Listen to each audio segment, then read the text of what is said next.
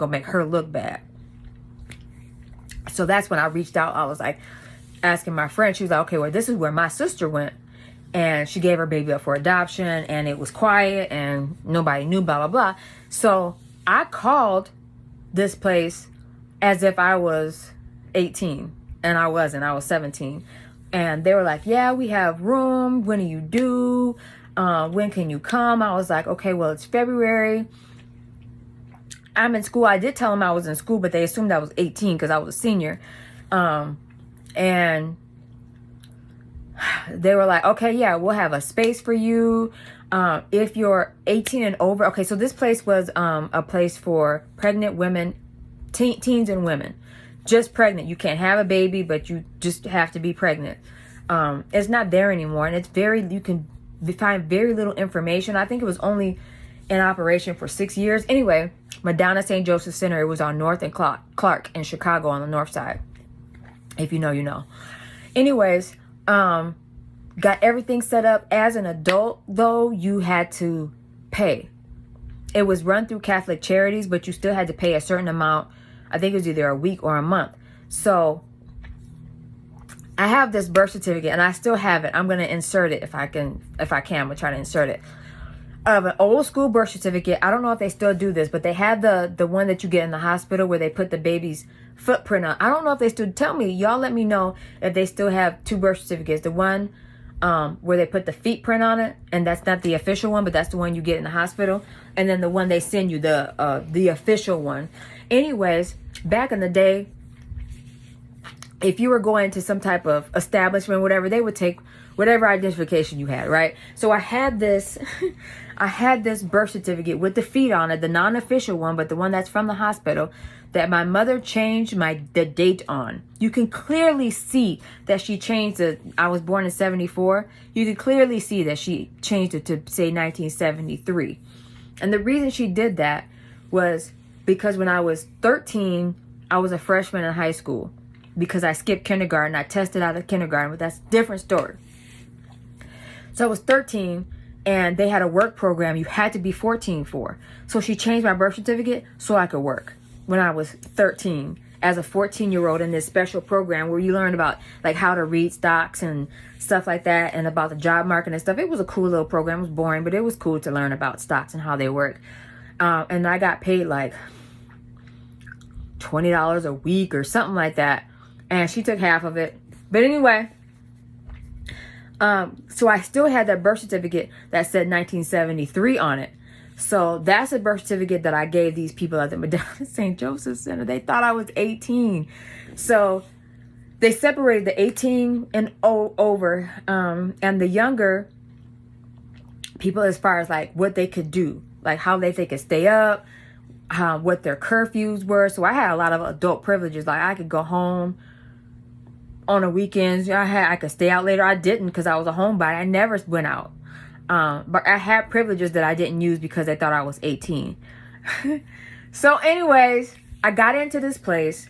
I set myself, I did it. My mom didn't do, me and my friend, we did all that ourselves. Set it all up. Got my room together. Sent them whatever little deposit I had to. They had already hooked me up with a job at this daycare center that was down the street that usually worked with the girls that came from the center. So I was like, cool, I'm not scared. I'm not traumatized. I'm not worried. I'm not sad. Y'all, I don't feel none of that. I know that sounds weird. Like, weren't you sad that your mom kicked you out or put you out and you had to go live in this shelter? No, because I feel like I needed attention. I really wanted and needed attention. And I knew I wasn't going to get it at home. And I would probably get it. I always got attention when I wasn't at home. That's the thing. I got attention at school, mostly because of sports and just being silly and fun. I got it at my friends' houses because I was sweet and funny and fun and silly, and you know what I mean? So, but at home I wasn't getting that. Oh, I was like, nothing. So I was like, cool, this is about to be an adventure. It felt like an adventure to me. Me and my mother weren't close anyway, so it was like, whatever. you know, she came to see me a few weekends. She came to see me, brought me back, and, you know, I could stay for the day of the weekend or something like that. So she did that or whatever. But anyway, fast forward to June, graduation day. I throw my cap in the air. Go over there, get my diploma. She drives me to the Madonna St. Joseph Center that day. There was no, you graduate, have a little graduation party, kick it with the people you graduated with from, go out to eat, go out to dinner. No. I showed up to Madonna St. Joseph Center in my gown.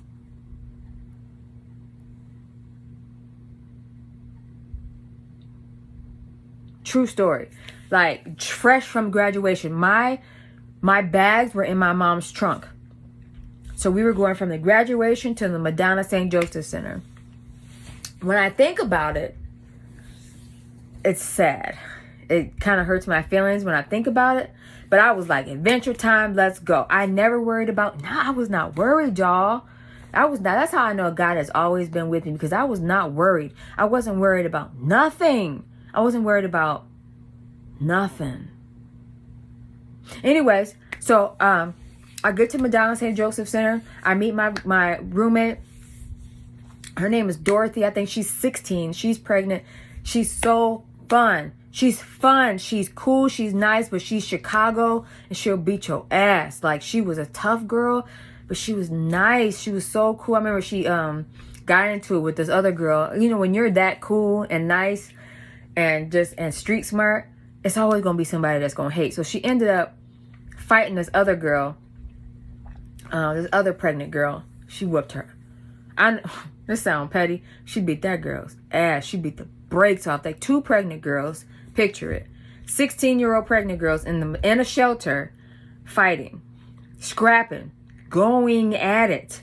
And Dorothy, if you anywhere out there, if you find this video, I love you. And you still got my pants. She got my pants. They were jeans with the leather in the front. If you know, you know. Them jeans back in the day, they were jeans and they had the leather in the front. Whoo! They look better on her. She told me, she was like, yeah, they look better on me. They did. They fit. She had body, and I was still the skinny pregnant girl with big titties. But anyway, I'll never forget Dorothy. She was cool. I wish I would have kept in contact with her. But anyways, met some of the other girls in the house. Most of them were cool. There were a couple bitches per usual. We had a girl that came in that was, I want to say she was like 11 or 12. I think she ended up miscarrying, so she wasn't there very long. We had an older lady come in. She was probably in her 40s or something like that. Maybe she just seemed like she was 40 because we were all so young. But she had a sob story. She said she was pretty. She's one of them pretty women that this wasn't supposed to happen to. She was one of these real pretty bougie girls from the suburbs, probably in her late 30s or I don't know. But she looked like one of them types that it really wasn't supposed to happen to, but it did, and she was with us. Welcome.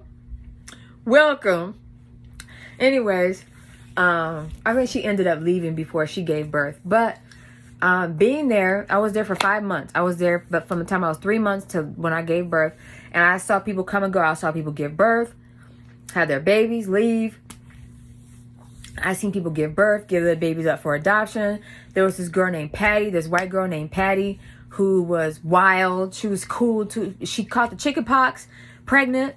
It was weird. She had chicken pox with a big old belly. She was gonna give her baby up for adoption, and then she did give her baby up for adoption. And then 2 weeks later, she went to go get her baby back because she didn't have nowhere to go. She ended up moving in with her dad or something, and her baby was sleeping in a drawer. She sent me a picture of the baby in a drawer, but she went back and got her baby. Anyway, she was cool. Everything's going cool. My mom was coming to get me on some weekends to spend the weekend there. You know, our relationship is toxic, and in some parts we're good. Like, we would like watch movies together sometimes, and like, she wasn't treating me like crap. She didn't really want to talk about the baby, but she wasn't treating me bad either. She was still embarrassed by me. She was talking about me in the church and talking bad about me. Anyways, so So that was my life. My baby daddy, he came to see me a couple times. He came up there a couple times by himself. He came up there one time with his friend Nelson. That was cool.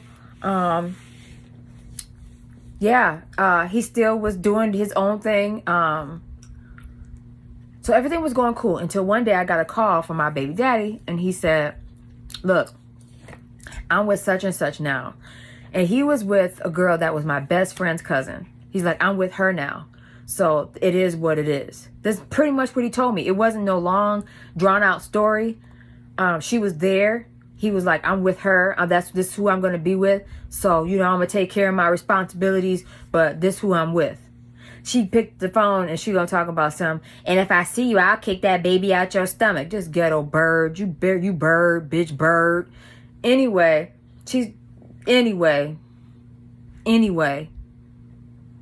We're friends on Facebook now. And I remember when she sent me a friend request, I don't know, 8 years ago. So I just looked at it like, because even though we were young, you never forget.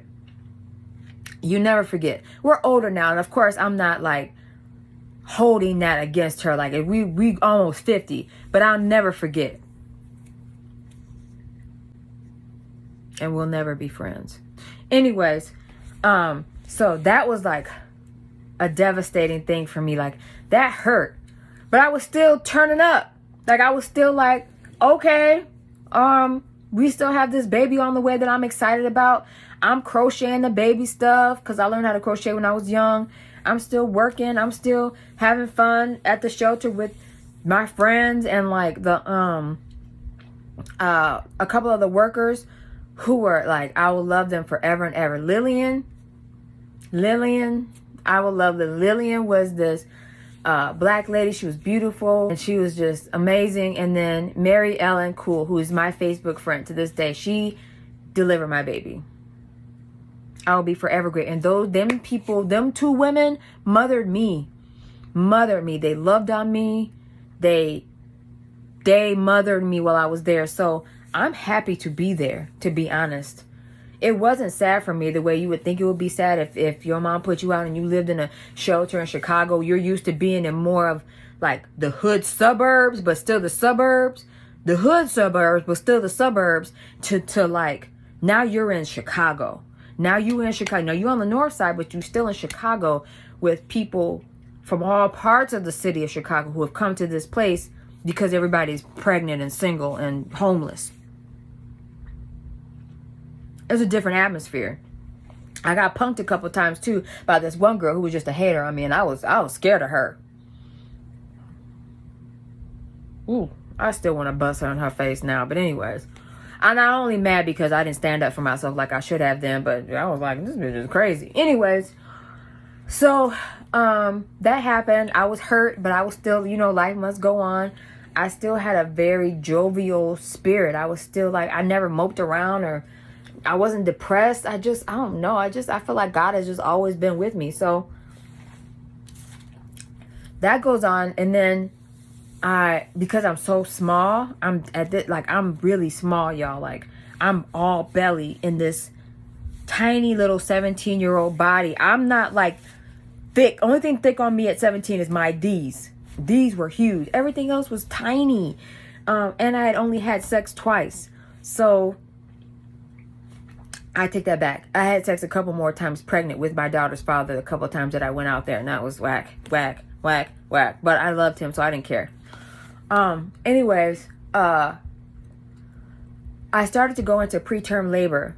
Probably, I don't know, around 7 months, I started having contractions. Like I started having not just Braxton Hicks, like I started like dilating. And so this went on. They put me on some I can't think of the name of the medicine. Breathane. Damn, I remember. That was the name of the medicine. I was always called Breathane. And that was supposed to like stop your contractions. And they helped a little bit, and then I did that for a while. I was still working at this daycare center that I hated because I didn't like kids. And I really don't now. I like my kids. And I'm not mean to kids. I don't hate kids or anything, but I'm not a kids person. Like kids aren't going to be like running up to me talking about, Nicole, it's not going to happen. because I don't like them and they don't like me like that. And I don't mean that in a a cruel way. Like, I would never be mean to a child, and I would love on a child that was trying to love on me. But I'm not going to. I don't want to be the youth group leader. I don't want to babysit your kids, and I'm not going to ask you to babysit mine. Anyways, so I'm working at this daycare center. I don't like it at all, but I'm meeting cool people. I met this girl named Erica. I was very jealous of her. But anyways, I met her, and that was cool. We had a cute little friendship. But I was starting to get like where I couldn't hold my baby in. Like, I walk and I would feel like I'm going to push her out. So eventually I ended up on bed rest. Now remember, they think I'm 18. So now I'm on bed rest. I don't have any income coming in. How am I going to pay for this shelter? I don't remember how much the shelter was. I want to say it was like $50 a week. It was something very reasonable like that. And so I'm talking to them and they're like, I don't know, because I'm in the hospital all the time. I'm on breathing. I'm on bed rest. I got this baby monitor on my stomach 24 hours a day. And every hour I have to plug it in and it sends contractions to the hospital. So they're monitoring my stomach from home. I'm wearing this thing. I can't do shit. I can't do anything. At this point, I'm just stuck. And I want to say I'm either 7.5 or 8 months pregnant, something like that. I'm out of money. And I'm talking to my caseworkers and we're trying to figure out what to do because I have more rent to pay and I have to have this baby in like a month. So somehow it comes out, I'm talking to my caseworker, somehow it comes out that I'm only 17. And she's like, what? I was like, yeah, I'm 17. I'm 17. And she's like, why didn't you tell me? I was like, well, if you're 17 and you come to a shelter, now you're a ward of the state. My mother didn't want the reputation of having a kid that's a ward of the state because then it looks bad on her. Like, why is your kid a ward of the state? Why is your kid in the state, in the system? So instead of putting me in the system, she lied to the system and told them that I was, we used my birth certificate to get in there so that I could be 18 and just take care of everything myself. Well, now I'm still like I'm not sick, but like I can't hold my baby in, and I need funding to stay in this shelter. So I'm like, ta-da, I'm 17. So they find out I'm 17. The head of the Catholic Charities in that area comes and we have this big dinner with everybody in the house. Everybody. I just remember it was all the teens, all the older women, all the staff. We had this, I think we might have done that every Tuesday. But anyway, this particular Tuesday, the guy that was head of it was there. And we told him what like the issue was. And he was like, well, since you're 17, we're going to give you a grant. So they ended up giving me a grant so that I could stay there. And then it was like, well, then you have to abide by the 17 and younger or 18 and younger rules. And I'm like, well, I've been, or I think it was 17 and younger. I'm like, well, I've been anyway. It's like nothing changed for me except that now the staff was looking at me like they felt sorry for me. Like, this whole time we're treating you like you're an adult. You act like an adult and you're a child. And I'm like, 17, 18, it's the same thing, but it's not. There's a lot of different expectations on you when you become an official adult. So anyways, I ended up being able to stay there. To just stay there and just be on bed rest and be hooked up to this machine all day, every day. But I mean, I had fun in that shelter. We ended up going to the beach. We took field trips. They took us to the beach on Halloween. 2 days before I had my daughter, we went trick-or-treating. Now imagine you're in Chicago. Just imagine. It's the dead of winter. You're in Chicago. Actually, it's the fall. And you're in Chicago. You go open your door. You hear trick-or-treat. And you see a bunch of pregnant teenagers talking about some trick-or-treat on your doorstep. And we're all dressed. I don't even remember what I was dressed up as. Probably nothing major. Probably just a pumpkin or something easy. But we went trick-or-treating, which put me into labor. That set it off, because I'm already preterm. I'm already not supposed to be trick-or-treating, but I'm like, I'm going to trick-or-treat. We all pregnant trick-or-treating. We were pregnant trick-or-treating. It was probably at least 10 of us, y'all. I'm not even exaggerating. Because we were kids. Because we were children. We were 15s, 14. Because we were children. We were 15s, 14, 15, 16, 17. And our staff knew we were kids. And they were like, y'all want to go trick-or-treating? Okay. Whatever. Everybody gave us candy too. Everybody gave us candy. I don't know if we would have been able to get away with that anywhere but Chicago. Anyway, that was the 31st. 2 days later, I went into labor. Now, all this time, I'm having preterm labor. I know what it feels like. I know what Braxton Hicks feels like, and I know what real contractions feel like. So this particular morning, on November 2nd, 1992, I woke up in the middle of the night, and that contraction hit different. It didn't hurt more, but it felt different. That was the giving birth. That was that. It's time. So I knew it was time. I remember, I think I woke my roommate up, and I told her, I was like, I'm in labor. So I just kind of laid there, because I knew it was too soon for me to go to the hospital. So I laid there until like 7. I laid there till about 7. And I remember going downstairs and going to get Mary Ellen Cool, who was on duty that night. She was one of my favorites. And we're still Facebook friends 30 years later. And I went to go get her. I remember she said, "You ready to have your baby?" And I was like, yes. And it was like we both knew. We both knew that this was not a false. This wasn't that. This wasn't the preterm labor I was having. Like, it was time. This baby was coming. Right? So I was still able. I was still cool. I was feeling them. They were coming. It was tight. I was like, all right. So I was able to like get dressed, cool, whatever. We get to the hospital. Let me just tell you how much of a child I was. We get to the hospital, and I had her at St. Joseph's Hospital in Chicago. We get to the hospital like 7 something. She give me the clicker for the TV. I'm in the labor room, and I'm laboring, but I'm still okay.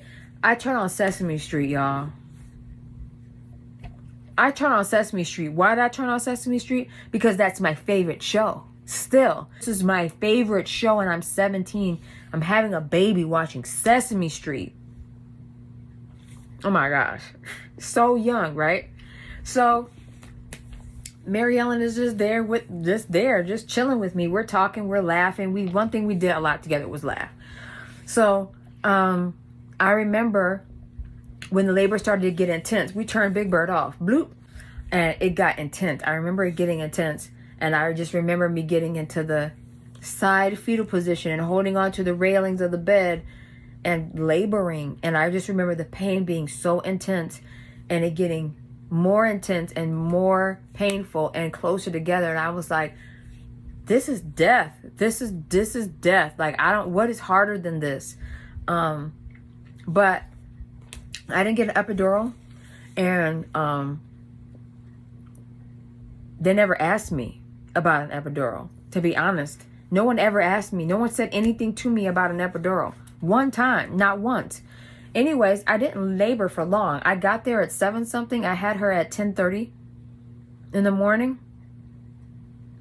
When it was time to push, I pushed, and she came out. They say like your first one is hard. I don't know what they say. But she was easy. And Mary Ellen, she was there, and to still have her in my life is like, we hardly ever talk or anything, but just like, she's accessible, like she's still around. Like, she was my mom. She was like my mom, my big sister, my aunt while I was there, and she took good care of me.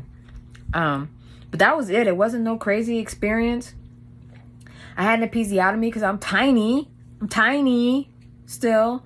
And I had her November 2nd, 1992. So I got pregnant in February of 92. I graduated in June 92. Same day, moved to a shelter in 92.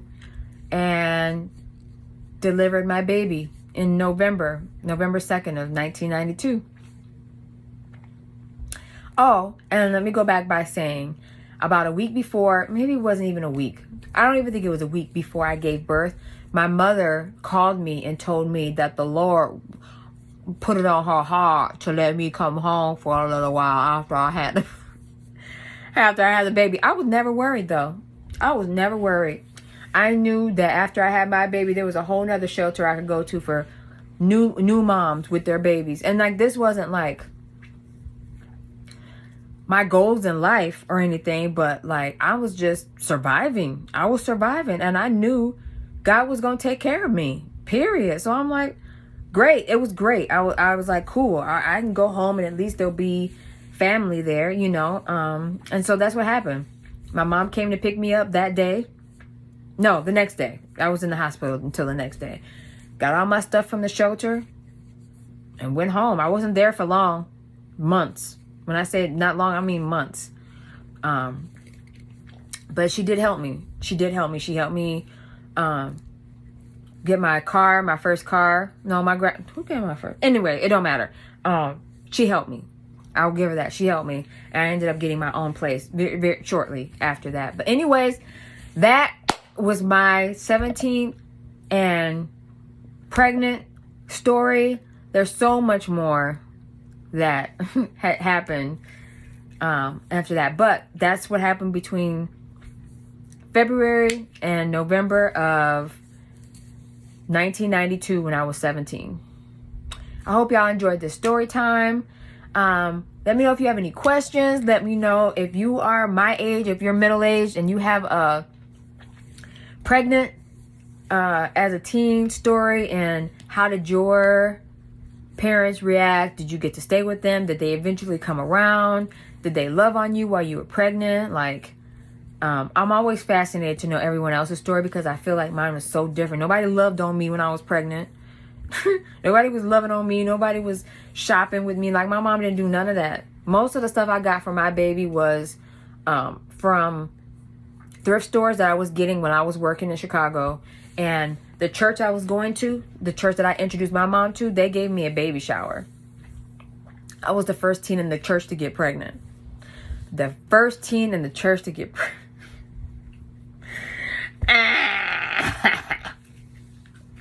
Ooh-wee. Anyways, so that's my story. Of course, there's I could do a story time on the first year. But that's my story time for 17. Pray. Hope y'all enjoy my story time. There's gonna be so much more videos coming your way. My life is very fun. It's very full of excitement and life and hiking and dancing and friendships and my cat and my son, and my life is so great. It's so full. It's been so much that has happened, and I can't wait to share more with you. So don't forget to like, comment, and subscribe, and I will see you shortly. Thank you so much for watching.